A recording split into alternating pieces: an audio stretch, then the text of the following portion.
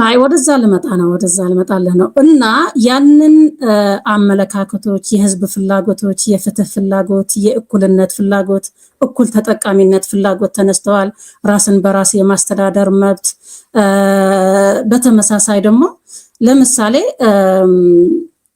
አጋሮች የሚባሉ ነበሩን አይደለ በአንድ ሀገር ለምን አጋር እንባላለን የሚልም ቅሬታ ነበር በተለያዩ ትላልቅ የልማት ፕሮጀክቶችም ይሁኑ የልማት አቅጣጫዎችም በአፈጻጸም ላይ የእኩልነት ጥያቄም ነበር ስለዚህ የመብት ጥያቄም ነበር የፍትህ ጥያቄም ነበር የልማት ጥያቄም ነበር እነዚህ ጥያቄዎች ሲጠየቁ በአመላለስ ላይ የነበረው መልስ በመስጠት ላይ የነበረው ወይም ደግሞ የአፈታት ችግር ግን ትልቅ ችግር ነበር ምክንያቱም አይን ነበረን እንጂ ጆሮ አልነበረንም ሁሉም ጥያቄዎች በየጊዜው ስርዓት ባለው መንገድ እንዴት ነው መመለስ ያለብን ያለውን ህግ ሲመልሰዋል እያንዳንዱ ጥያቄዎች ያለን ህግ ይመልሰዋል ወይም ፖለቲካሊ ደግሞ የሚመለሱ የትኞቹ ናቸው በአስተዳደር የሚመለሱ የትኞቹ ናቸው ተብሎ ከመፈጸም አንፃር አመራሩ በዚህ ላይ ስታክ አደረገ ማለት ነው ከዛ በኋላ ኢህአዴግ እንደ ኢህአዴግ ነው ህወሓት ብቻ ነው ይሄ የሚመለከተው ምን መሰለህ ቴዲ የሀገሪቱ ግንኙነትም ለምሳሌ እኔ ፌደሬሽን አፈ ጉባኤ በነበርኩበት ጊዜ አንድ ትልቅ የተፈጸመ ስህተት አለ ብዬ አምናለሁ ሁለት መንግስታቶች አሉን የፌደራል መንግስትና የክልል መንግስታት አሉን እነዚህ የክልልና የፌደራል መንግስት የየራሳቸው ኃላፊነት አላቸው የተሰጣቸው ተልእኮ አለ እነዚህ ተልእኮዎች ሚዛናዊ በሆነ መንገድ አንዱም ለአንዱን ሳይጋፋ የአንዱን መብት ሌላው መብት ሳይወስድ እንዴት ነው መፈጸም ያለባቸው የሚል የመንግስታት ግንኙነት የሚባል አለ እንደገና ተመልሶ ደግሞ በክልሎች መሃል ግንኙነታቸው ስሙዝ እንዲሆን ወይም ደግሞ በልማት የተመሰረተ በሰላም የተመሰረተ ግንኙነት እንዲኖራቸው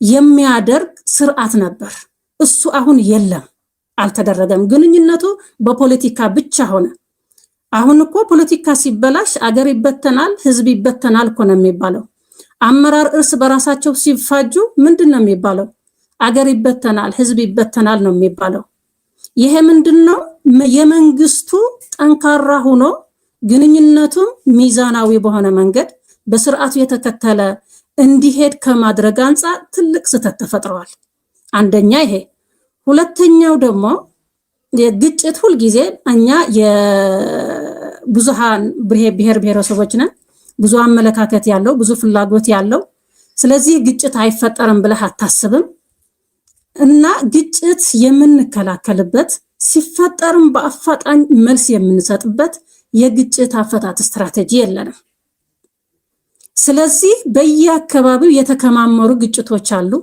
እነዚህ ግጭቶች ምክንያታዊ ሊሆኑ ይችላሉ በቀላሉ የሚፈቱ ሊሆኑ ይችላሉ በፖለቲካል የሚፈቱ በህግ የሚፈቱ በተለያየ መንገድ የሚፈቱ ሊሆኑ ይችላሉ እነዚህን ስርዓት ባለው መንገድ ኦርጋናይዝ ተደርጎ ተጠንቶ ከመመለስ አንፃር አልነበረም ከዛ በኋላ አመራሩም በራሱ ጣጣ ስለገባ በራሱ ክብርና ለስልጣንና ለዝና ስለገባ እነዚህ እድሎች ምንድነው የሚባለው እነዚህ በፊት ያነሳኋቸው እነዚህ በየአካባቢ ያለው ግጭቶች እንዲጠቀሙበት እድል ሆነ ማለት ነው ከዛ በኋላ እነዚህ የመመለስ አቅማችን ስለተዳከመ ህዝቡን በሚገባ አዳምጠን ትክክለኛ መልስ ከመስጠት አንፃር ስለተዳከምን ከዛ በኋላ ስርዓቱን ይቀየርልን የሚል ወይም ደግሞ የለውጥ ፍላጎት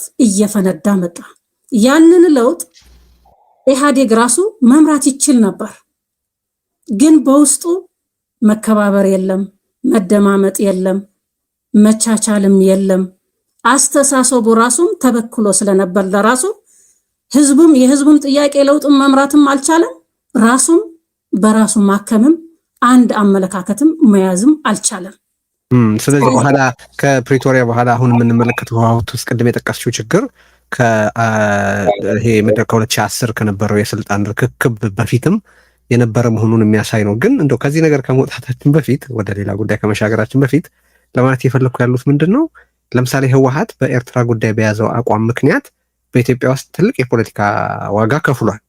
ይህን መለስ በተለያየ ጊዜ የተናገረው ነው። በህወሓት ባለስልጣናት የገለጹት ነው። በኤርትራ ጉዳይ በኢትዮጵያ የመሀል ፖለቲካ ውስጥ ህወሓት በዚህ ምክንያት ትልቅ ዋጋ ከፍሏል። ግን ደግሞ የሻዕቢያ ሰዎች በህወሓትም ሆነ በትግራይ ህዝብ ላይ በጠላትነት ተነስተዋል። የፈጸመውን ትግራይ ላይ መታቂው ነገር ነው። በአንጻሩ የፈጠረው ደግሞ ማለት እንደ አብሮት የሰራው የፈጠረውም ልንል እንችላለን ኦህዴድና በኦሮሚያ ውስጥ የነበረው ቢሮክራሲ የፌደራል ስልጣኑን ሲይዝ እንደዚሁ በፍጹም ጠላትነት በህወሓትም በትግራይ ህዝብም ላይ ተነስቷል ብዬ አምናለሁ። ይሄን አስተያየት ነው። ግን ቢያንስ የፌደራል መዋቅሩ በትግራይ ህዝብ ላይ የፈጸመውን ነገር የምታውቂው ነው። በአንጻሩ በሌላ በኩል በአይዲዮሎጂ የተለዩት እና የኢህአዴግ አስተሳሰብ የአገር አፍራሽነት ውጤት ነው ያለው ብሎ ያመኑ ኃይላትም እንደዚሁ በራሳቸው መንገድ ተነስተዋል። እነዚህ አንድ ላይ ኮንቨርጅ እስኪያደርጉ ድረስ ህወሓት በየቦታው እየሄደ ይሳሳት የነበረው ነገር ምንድን ነው? አንዳንዴ ጠላት ፈጠራ ውስጥ ነበረው የሚሰማራው የሚል ጥያቄ ይመጣብኛልና ነው። እስቲ ባጭሩ እሱን እንየውና ወደ ሌላ ብንጭ ማለት የህወሓት ትልቁ ችግር በእኔ እምነት ለህዝብ ትግራይ ማለት ለኢትዮጵያ የሰጠው ጊዜና እውቀቱም ሁሉም እና ለትግራይ የሰጠው በጣም የተለያየ ነው። ኢትዮጵያዊ ነው የነበረው ህወሓት። ቢሆንም ግን እያንዳንዱ የሚፈጠሩ አመለካከቶች ምን ያመጣሉ፣ የት ይደርሳሉ የሚል የንቀት የሸለልት ምንድነው የእንዝላልነት ቸልትነት ቸልነት ልክ አሁን ትግራይ እንደምታየው ትግራይ እርስ በራሱ ሲገናኝ ሰላም ሲሆን ምንድነው እየሆነ ያለው? እርስ በራሳቸው ተስማምተው ህዝቡን ሊመሩ አልቻሉም። በሀገር ደረጃም በተለይ መለስ ከሞተ በኋላ ወደዛ ነው የተገባው። እርስ በራሳቸው ተስማምተው የፖለቲካ ትሬንዱ የት ነው እየሄደ ያለው? ጠላት እያፈራን ያለነው ወይስ ተከታይ እያፈራን ያለነው? ህዝቡ ከኛ እየሸሸነ ያለው ወይስ ህዝቡ ከኛ ጋር ነው እየተጓዘ ያለው? ምንድነው እየተፈጠረ ያለው ብሎ አጥንቶ ከዛ በኋላ ፖለቲካሊ ከመፍታት አንፃር ትልቅ ችግር ነበረው። ኢቭን የኤርትራም እስከ ለ20 ዓመት መቆየት አልነበረበትም። ምክንያቱም የትግራይ ህዝብ በሁሉም ነው የተከበበው። መጨረሻ ላይ ስታየው እኮ በሁሉም ነው የተከበበው። ስለዚህ ከጊዜ በኋላ ምን ሊያጋጥም ይችላል? እነዚህ በየጊዜው እየተፈጠረ ያለው ከጊዜ በኋላ ለትግራይ ምን ሊሆን ይችላል? እዳ ነው ወይስ እድል ነው ብሎ አስቀድሞ ከማሰብ አንፃር ትልቅ ችግር ነበረ። ምክንያቱም ሁሉ በየራሱ ጣጣ ገብተዋል። ሁሉም በየራሱ ክብር ገብተዋል። መጨረሻ ላይ ልክ መጀመሪያ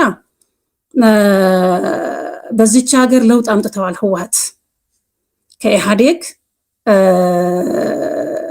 ትልቁ ድርሻ ቢኖረውም ትልቅ ለውጥ አምጥተዋል።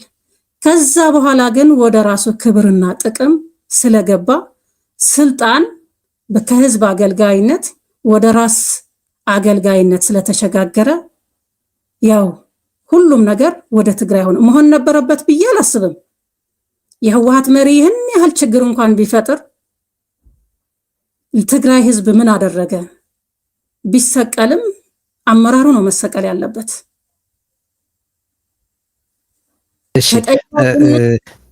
ለወደፊቱ ነው የምለው እኔ ለወደፊቱ ለምን ወደ ብሔር ይሄዳል? ምክንያቱም ይቺ ሀገር እኮ ብሔር የሌለው መሪ አይመጣም።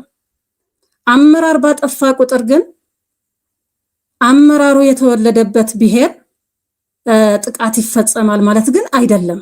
አመራሩ ሊያጠፋ ይችላል። አሁን ህወሓት ብዙ ጠላት ነው ያፈራው። ምክንያቱም መጀመሪያ እንደነገርኩ ጥያቄ ያነሳ ሁሉ ወደ እስር ቤት ነው። ጥያቄ ያነሳ ሁሉ ሰዶ ማሳደድ ነው። ስለዚህ ይህንን ነገ ምን ሊፈጥርልኝ ይችላል? ጥያቄዎችም አሉ። ለምሳሌ በአመራሮች የህገ መንግስት ጥያቄ ነበር፣ የስርዓት ጥያቄ ነበር። እነዚህ ጥያቄዎች ተግባብቶ ለሁሉም የሚያዋጣ ከሆነ መቀየር የሚያስፈልግ ከሆነ መቀየር ነው። ህገ መንግስት ልክኛ ከሀገሪቱ በላይ ተጠቃሚ እንደሆንን የህገ መንግስት የበላይ ጠበቃ ሆንን። ህወሓት ነው እኮ የህገ መንግስት የበላይ ጠበቃ የሚሆነው በክርክርም በግምገማም። የብሔር ብሔረሰቦችም ከነሱ በላይ ጠበቃ እንሆናለን። ይሄ ስህተት ነው ብዬ አላምንም፣ ግን ይሄን ምን አመለካከት ይፈጥራል የሚለው ግን አስቀድሞ ማሰብ። ምክንያቱም ልክ የትግራይ ህዝብ ከሌሎች ብሔር ብሔረሰቦች የተለየ ጥቅም እንዳገኘ እንዲያስብ እንዲገምት ተደርገዋል። ይሄ አመለካከታችን፣ የትግል አቅጣጫችን፣ የምንጠቀማቸው ቃላቶች እነዚህ ሁሉን ለነገ ምን ሊያመጡ ይችላሉ ብለን ማሰብ ነበረብን። በእርግጥ